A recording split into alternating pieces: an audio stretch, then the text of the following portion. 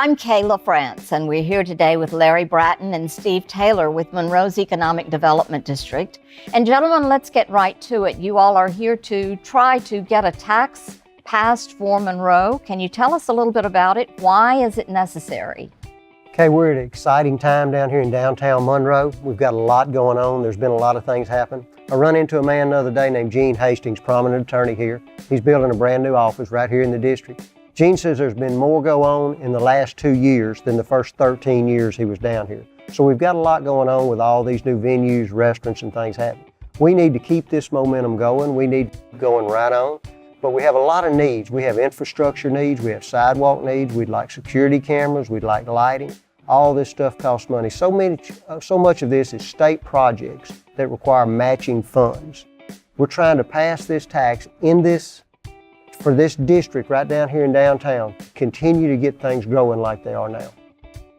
And so why would the city not come forth with this? We started this 18 years ago with a study, and we're still at the same place in so many of these areas that we were. So many of the things on the 18-year-ago study and the 5-year-ago study are still the same things we need to do now. We thought this project started 18 years ago would have been finished in 2007, and we're just now going out trying to get some of these projects done, but we need the funds. Sure, certainly. So, and to your respects there, a lot of these things were ultimately started by the city. So the city engineering has been involved with this.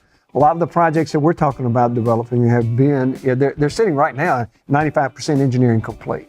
So the city has somewhat been involved. The problem is that the strain for funds, we all know that we have flooding issues. We all know that there's all kind of other needs within the city.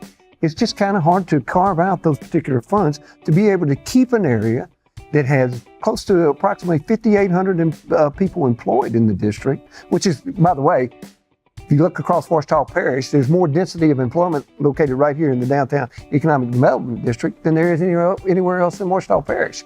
So ultimately, what we're saying is to kind of jump on what Steve was saying is, we've got such momentum going that now is the time to start capitalizing on these projects. We want to see all of these new businesses that are open to continue to thrive and continue to grow their businesses and to attract even more businesses into the area.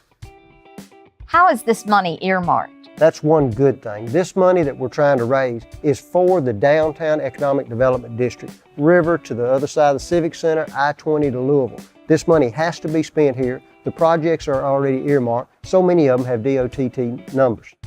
Yeah, so ultimately what we're going after is a 3 mil assessment.